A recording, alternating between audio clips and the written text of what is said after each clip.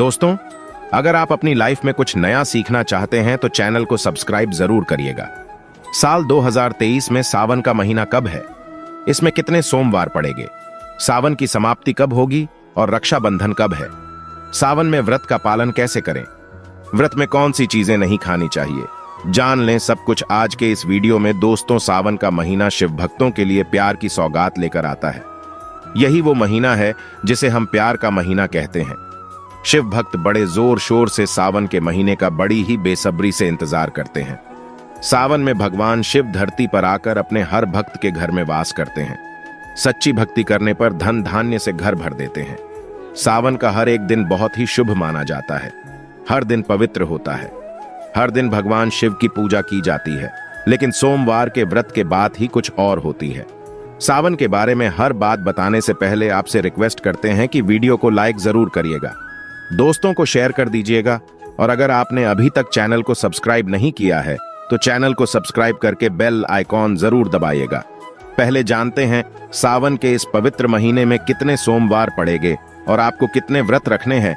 दोस्तों, सावन का महीना इस साल 4 जुलाई दिन मंगलवार से शुरू हो रहा है। इस समय बहुत ही शुभ योग बन रहा है। ये दिन साक्षात मंगलकारी है। इस दिन आप भगवान शिव की पूजा अवश्य करें। 4 जुलाई से शुरू हो रहे सावन के महीने में इस बार शिव जी की अधिक कृपा बरसेगी, क्योंकि इस साल कुल 8 सावन सोमवार के व्रत है। 4 सावन सोमवार व्रत और 4 सावन अधिक मास व्रत इस बार मलमास या पुरुषोत्तम मास होने की वजह से 4 नहीं बल्कि 8 सोमवार के व्रत किए जाएंगे। पहले सोमवार का व्रत 10 जुलाई को, दूसरे सोमवार का व्रत 17 जुलाई को, तीसरे सोमवार का व्रत 24 जुलाई को, चौथे सोमवार का व्रत 31 जुलाई को, पांचवां व्रत 7 अगस्त को, छठे सोमवार का व्रत 14 अगस्त को, 7वें सोमवार का व्रत 21 अगस्त को और 8वें सोमवार का व्रत 28 अगस्त को रखा जाएगा। ऐसे में इस बार सावन पूरे 2 महीने तक रहने वाला है, यानी पूरे 58 दिन न कम न ज्यादा भगवान भोलेनाथ आपके घर में स्थायी रूप से वास करने वाले हैं। तो ऐसे में दिल खोलकर भगवान शिव की उपासना और भक्ति में लग जाए। दोस्तों, ये शुभ संयोग पूरे 19 सालों के बाद बना है। सावन का पहला सोमवार 10 जुलाई को पड़ेगा। इस दिन आप व्रत अवश्य रखें। भगवान भोलेनाथ आपकी सभी मनोकामनाएं अवश्य पूर्ण करेंगे। सावन की समाप्ति होगी 31 अगस्त को और रक्षाबंधन का त्योहार मनाया जाएगा 30 अगस्त। बुधवार के दिन यानी सावन समाप्ति होने से एक दिन पहले रक्षाबंधन का पर्व मनाया जाएगा। ऐसे में अब जान लेते हैं सावन के इस पवित्र महीने में कौन सी गलती नहीं करनी चाहिए जिससे कि शिव जी नाराज ना हो। और सावन व्रत में ये फल तो कभी मत खाना नहीं, तो भगवान भोलेनाथ आपसे क्रोधित हो सकते हैं। आपका व्रत टूट सकता है। आइए जानते हैं कुछ ऐसी सावधानियां जिन्हें भूल कर भी नहीं करना चाहिए। नंबर 1, शास्त्रों में बताया गया है कि व्रतधारी को उधार मांगकर फल आदि नहीं खाना चाहिए। इससे पाप लगता है और व्रत अधूरा रह जाता है। सोमवार का व्रत हो या कोई और व्रत में पड़ोसियों से मांगकर फल वगैरह खाना नहीं चाहिए। व्रत में उधार मांगकर खाने से व्यक्ति का व्रत झूठा हो जाता है। ईश्वर की शरण में आने पर व्यक्ति को झूठ नहीं बोलना चाहिए, कर्ज नहीं लेना चाहिए, चुगली आदि नहीं करनी चाहिए, उधार मांगकर भी खाना नहीं चाहिए। अगर व्रत के दौरान आपको कोई अपनी मर्जी से खाने के लिए कुछ देता है तो उसे आप खा सकते हैं, लेकिन व्रत में कम से कम उधार मांगकर फल आदि खाना नहीं चाहिए। इससे पाप लगता है और व्यक्ति की पवित्रता भंग हो जाती है। नंबर 2, सोमवार का व्रत हो या सावन का व्रत आपको नाशपाती नहीं खाना चाहिए। दरअसल इस फल का नाम नाशपाती यानी नाश करने वाला होता है, इसलिए इस फल को व्रत में नहीं खाना चाहिए। व्रत आदि को छोड़कर किसी और दिन आप इसे खा सकते हैं, लेकिन जिस दिन आपका व्रत हो उस दिन नाशपाती का सेवन बिल्कुल नहीं करना चाहिए और भगवान को भी नाशपाती नहीं चढ़ाना चाहिए। नंबर 3, कभी कुत्तू या सिंघाड़े का आटा खाने से भी आपका व्रत टूट सकता है। दोस्तों, लंबे समय से रखा हुआ आटा आपका व्रत भंग कर सकता है। दरअसल पुराने आटे में घुन आदि कीड़े वगैरह पड़ जाते हैं जो ठीक तरह से दिखाई भी नहीं देते। ऐसा आटा खाने पर दरअसल आप मांस का सेवन करते हैं और व्रत में कीड़े खाना घोर पाप के बराबर माना गया है। आपका व्रत इससे भंग हो जाता है। व्रत में ताजा आटा खाना चाहिए। लंबे समय से रखे हुए आटे में कीड़े पड़े जाते हैं तो ऐसा कभी ना करें। व्रत हमेशा शुद्धता में ही रखना चाहिए। सावन का महीना बड़ा ही पवित्र महीना माना गया है, इसलिए ये 5 चीजें भगवान शंकर के पास कभी ना रखे। जानते हैं उनके बारे में। नंबर 1, जहां शिवलिंग रखा हो या महादेव की कोई भी प्रतिमा हो वहां पर भूलकर भी जूते चप्पल लेकर जाना नहीं चाहिए। जरा सोचिए, जब आपके कमरे में कोई चप्पल लेकर प्रवेश करता है तो आपको कितना क्रोध आता है। तो इसी कारण महादेव भी आपसे नाराज हो जाते हैं और आपको मिलने वाला फल नष्ट हो जाता है। ऐसे में हमेशा मंदिर में नंगे पांव ही प्रवेश करें, क्योंकि चमड़े की चप्पल हमेशा अशुद्ध रहती है। इससे देव शक्ति नाराज होती है। नंबर 2, अक्सर महिलाओं को मासिक धर्म आ जाता है और वो बिना किसी को बताए पूजा पाठ कर लेती है, जो कि शास्त्रों में वर्जित माना गया है। इस समय महिलाओं को जानकर भी अनजान नहीं बनना चाहिए। अगर आपको मानसिक पीड़ा है तो घर के मंदिर में या बाहर के मंदिर में प्रवेश नहीं करना चाहिए। इससे देव शक्तियां नाराज होकर आपसे क्रोधित हो सकती हैं। ऐसे समय में शिवलिंग को छूना घोर पाप के बराबर माना गया है। जरा सोचिए, ऐसी अवस्था में जब खुद महिला को बुरा लगता है तो ईश्वर को कितना बुरा लगेगा। इसलिए महिलाओं को ऐसी अवस्था में मंदिर या यात्रा में जाना, घर में पूजा पाठ करना, भगवान की प्रतिमा को छूना या तुलसी में पानी भी नहीं डालना चाहिए। तुलसी का पौधा भी इससे सूख जाता है। जब देव शक्तियां नाराज होती हैं तो लाजमी है कि घर में कंगाली और गरीबी आने लगती है, लड़ाई झगड़े होने लगते हैं, तो ऐसा कभी मत करना। नंबर 3, शास्त्रों में बताया गया है कि जहां होता है शिवलिंग वहां पर सभी देव शक्तियां सक्रिय रहती हैं। जिसके घर में शिवलिंग होता है वो व्यक्ति महादेव की कृपा सदैव पा लेता है। वास्तुशास्त्र के अनुसार शिवलिंग से हर वर्ग ऊर्जा का संचार होता रहता है, इसलिए शिवलिंग पर जलधारा हमेशा होनी चाहिए, जो ऊर्जा को शांत रखती है। कुछ लोग अपने घर में शिवलिंग तो रख लेते हैं, लेकिन वो कभी हफ्ते में एक बार जल चढ़ाते हैं, जो कि बिल्कुल भी अच्छा नहीं माना जाता। अगर आप जल नहीं चढ़ा सकते तो आप अपने घर में शिवलिंग कभी स्थापित ना करें, ऐसा गरुड़ पुराण में बताया गया है। इससे उल्टा घर में विनाश होता है। नंबर 4, शास्त्रों में बताया गया है कि तुलसी और महादेव का बैर माना गया है। इसी कारण तुलसी में शिवलिंग और गणेश की प्रतिमा को नहीं रखा जाता। कई लोग जाने अनजाने में शिवलिंग को तुलसी में रख देते हैं और घर में परेशानी आना शुरू हो जाती है। इससे महाशक्तियां क्रोधित हो जाती हैं, तो शिवलिंग पर तुलसी पत्र भी नहीं चढ़ाना चाहिए। तुलसी में और शिवलिंग में कुछ दूरी होनी चाहिए। नंबर 5, घर का मंदिर हो या बाहर का मंदिर, किसी भी मंदिर में ऐसे व्यक्ति को प्रवेश नहीं करना चाहिए जिसने स्त्री प्रसंग अर्थात संभोग किया हो या उसने मांस खाया हो। अगर आप शारीरिक रूप से गंदे हैं तो मंदिर के आसपास भी नहीं जाना चाहिए। घर के बने मंदिर पर कोई कपड़ा आदि डाल देना चाहिए।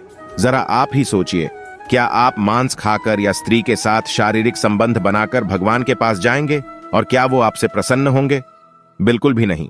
वो आपसे क्रोधित हो सकते हैं, आपसे नाराज हो जाएंगे। शास्त्रों में इसे घोर पाप माना गया है। इससे व्यक्ति नरक में जाता है। ऐसा दुष्ट स्वभाव मनुष्य के बर्बादी का कारण माना गया है, तो ऐसा बिल्कुल ना करें। ईश्वर के सामने हमेशा नहा धोकर मन पवित्र लेकर ही जाना चाहिए।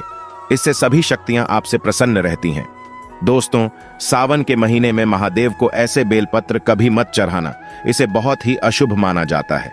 दोस्तों, हम पौराणिक मान्यताओं के अनुसार बेलपत्र चढ़ाने से शिव जी का मस्तक शीतल रहता है। बेलपत्र से भगवान शिव की पूजा करने से दरिद्रता दूर होती है, व्यक्ति सौभाग्यशाली बनता है। इससे हनुमान जी भी प्रसन्न हो जाते हैं, क्योंकि वे शिव के ही अवतार हैं और इस बात को शायद ही कोई जानता हो। दोस्तों, अब आप ये जान लें कि बेलपत्र का उपयोग और इसके लाभ कैसे मिलते हैं। नंबर 1, तीनों लोगों में जीतने तीर्थ स्थल प्रसिद्ध है। वे सभी तीर्थ स्थल बेलपत्र की मूल भाग में स्थित माने जाते हैं। इस बात को शायद ही कोई जानता हो।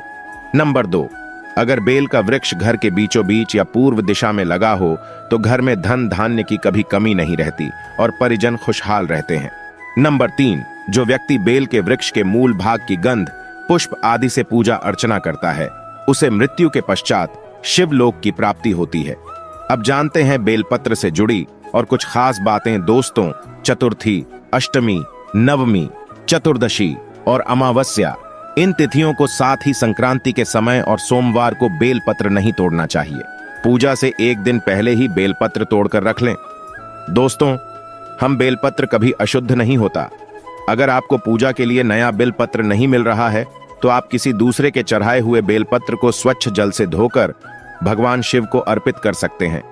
बेलपत्र में कम से कम 3 पत्तियां होनी चाहिए। कटी फटी पत्तियों का बेलपत्र भगवान शिव को गलती से भी अर्पित मत करना।